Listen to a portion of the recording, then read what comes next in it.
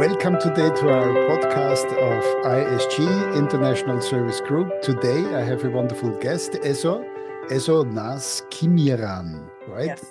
Hello. Ezo is a student in Bahçeşehir University, and I'm very happy to have her in ISG as an intern at the moment. She is very fast, very good in executing, and she has a very bright she brings brightness to us and a lot Thank of energy. Thank you.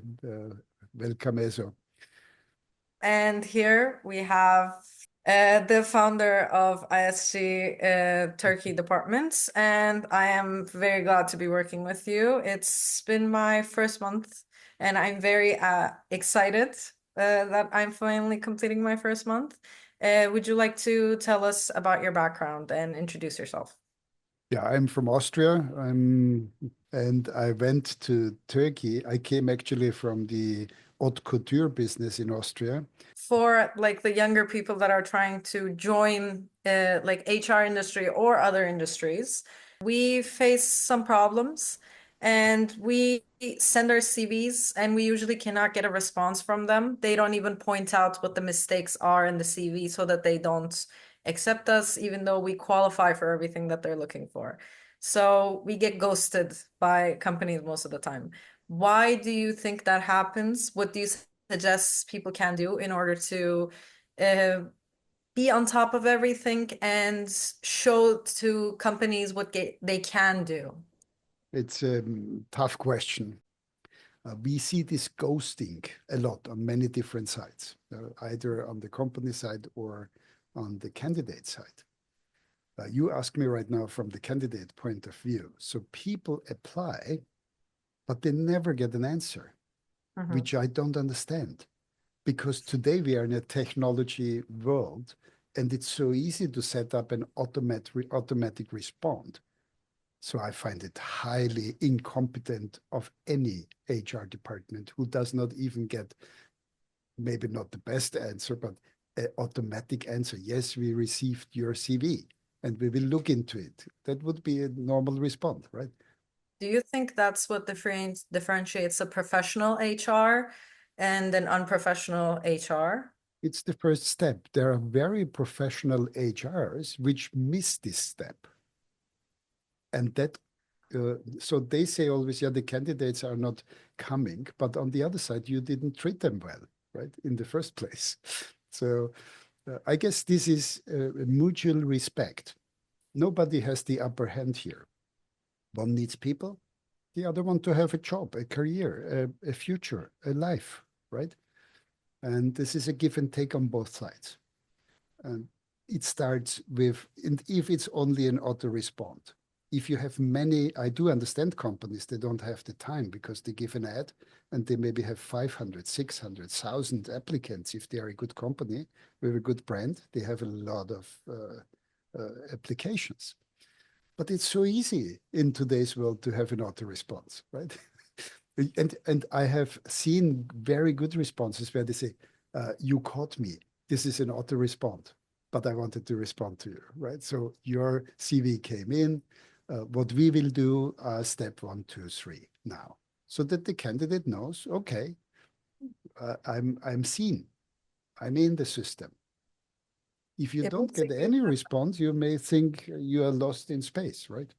Yeah, it makes a huge difference. I had a conversation with a friend of mine that is currently looking for a job. She's a data scientist, and she applied for a job opening in a very big tech company. And even though she was qualified, they didn't respond back to her. And another job opening opened in the same exact company, but because they didn't respond in the first place, she didn't apply for the second So time. they lost her. Yeah. It is so easy to apply today. And I can see with many people, they click everything. They don't even read the ad. Because if they would read the ad, they wouldn't apply because they are not qualified. Funniest ever. I give you a sample, funniest ever. We have a general manager ad. I don't do many general manager ads. We mostly search them directly, so there is never an ad written. Right? They are hidden positions from the public. So, but we gave a general manager ad. We got 1,500 application. One of them was a chauffeur, a driver. And we said, how can he even apply there? And we said, let's call him. So we called him and we said, look, you applied for a general manager position. You are a driver. How do you got this idea to apply for this position? And he, very clever, said, yeah, I know. You need a general manager. And I thought, if you need a general manager, you may need also a driver. So I applied. So this was a very clever one.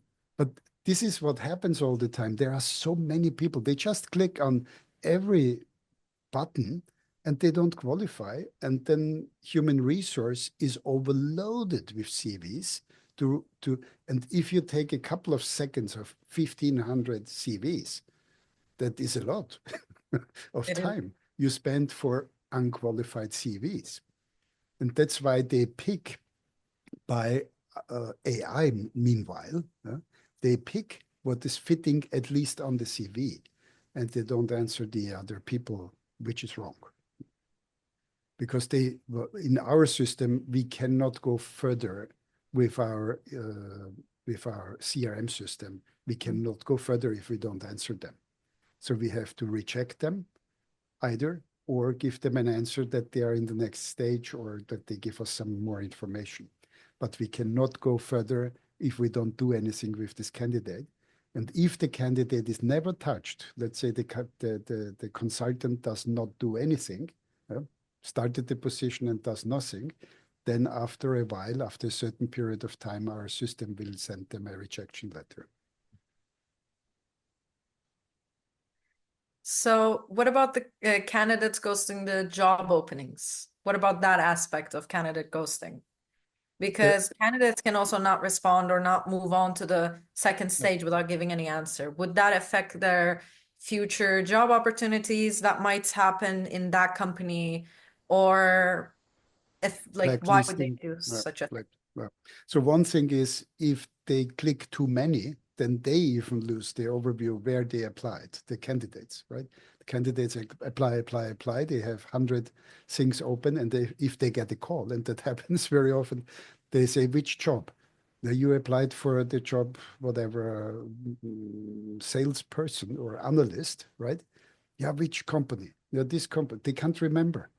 And that's where you figure out they click on everything. It's annoying, but it's happening.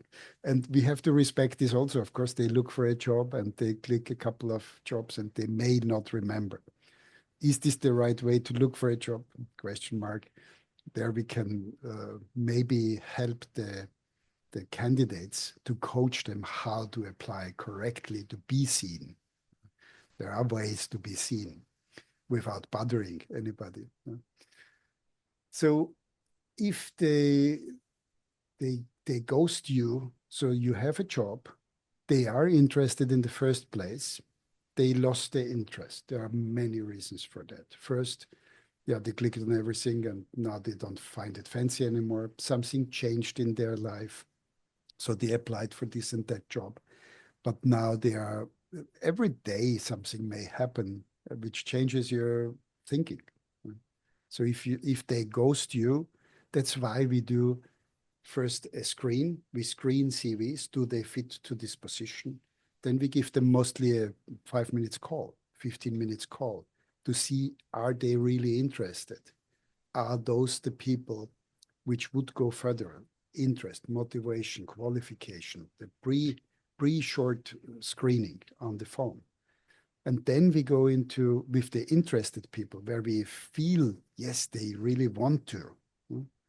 With them, we go in a structured, competency-based, behavior-based interview to match the criteria, what the company is looking for with their criteria, because they should meet on eye level. Nobody is here the superior. They should meet and fulfill each other's dreams. The candidate should find their dream job and career, and the company should find the person who can help them to reach their goals. This is our job. For companies, would you say that someone having experience in that field is more important, or their enthusiasm about learning? In the past, it was always about the experience. Nowadays, with changing, with AI, with all, every position looks different. It's the same position today, like it was 2 years ago, but you do different things because you have AI included, you have this, you have that. So the criteria, the competencies changed to be able to fulfill this job. And therefore, okay, if you are a rocket scientist, you need to have the education to be a rocket scientist to go further. If you are a doctor, you need the education, you need the practice and everything to be a doctor again. But for many positions, you don't need previous great education to do the fulfillment because you can learn it quick, you can adapt it quick. So if you come from a related field, you might fit in, learn quick. What we also do is lateral hiring. Let's say I do in my company, in the recruiting agency, we take a lot of CEOs, former CEOs from a sector, former directors from a sector to bring them as an HR consultant, as a recruiter, as an executive search consultant. We give them partnerships because they bring all this knowledge from the sector into this new world and they can help our customers best. They have the connections. They know how this works. So a consultant has to have a broad view. Let's say I come from the elevator industry. Also, I was in Schindler Elevator for a couple of years, and I bought through a management buyout the plant in Turkey, the Türkeli company, Schindler Türkeli. So I bought the Türkeli part, and we produced components. So when you think about the elevator sector, you want to have people when you hire somebody from the elevator sector because they know the lingo, they know the techniques and everything. They know the people. But you can also hire people from the air condition system because they are in a building. They are like the elevator. They are working with constructors. They're working with architects. They have to draw things. They have to install things, and they have to maintain things. So they understand each other. So the consultant has to make connections between industries. Can one come from this industry into that industry? Do they qualify, although they do not have the exact experience, but would be able to fulfill maybe even better sometimes? Yes, we need to optimize. We need to use AI. We need to use technology. And those people, these young people who come in, they are actually very handy on that. They are much faster with technology because they grew up with it. So we should provide the place that they can bloom. And then that would be a wonderful relationship and a win-win situation. Have you had any instances that you went through where you were very excited to find a candidate, but they have suddenly, poof, are nowhere to be found? And how were you able to go past that? There was a period, especially in COVID time and after, where things changed a lot. One very interesting one. There was a person who said, "This is exactly the job I was always looking for. It is up. It's more money. It's exactly what I want to do. That's exactly the right step to go now for my future career. This is exactly the right job." The company was excited with this exactly the right person, humble enough, getting up. He will bring what we want, and everything was fitting. On the day he should start the business, he didn't show up, and we called him and we said, "What's the matter?" And he said, "Yeah, my wife is in short work and she is at home, and we have such a wonderful time, and I don't know if we will ever have the time again to be together and enjoy our family life as we do right now, so I do not start to work." Wow. So, wow, management position. Everything went wrong, right? So company upset, we are upset, the guy's happy. Hopefully. I don't know what happened to him afterwards. But How that were was you funny. able to handle that crisis situation? No, you have to find candidate. You never have only one candidate, right? So you always have a backup, and we handled that, of course. There was a second search. There were the backup candidates, but there was a second search to find, and of course we deliver. But it was, And another one was on a lower level, mhm, uh, that the support in Austria in Christmas time, you have always this Christmas tree salespeople, mhm. and they are temporary, right? So then these people had in COVID time in Austria a lot of government support. So they had money from not working, what is this called, from Ishkur kind of stuff, Unemployment. unemployment payment, plus some extras because of COVID. And then we offered this person a job on his level to sell such Christmas trees. And the person turned back to the consultant and said, I'm not starting there. And the consultant said, why? He said, yeah, because when I go to work, I will get 200 euros more than staying home. And for 200 euros, I don't go into the cold weather and sell Christmas trees, which is, you see, the wonderful support of Austria didn't help the business and it didn't help the people. They were just lazy. It's a social country, which I love. We are thankful that people don't have to do any job which comes along if they don't want to. That's the security system, the social system. What about ghosting? Do you think there is like a specific industry or like in certain industries or certain job levels that it becomes more common? Maybe entry level or executive roles? Is first of all, it's a person, and we have to treat the people. And if you are in HR, you should treat people nice, be real nice, and give good services. Okay. Thank you very much. I think this was a great conclusion to the topic. If you wish to add something else, of course. Wonderful, thank you. It was nice talking to you. We do this now every week. It was wonderful.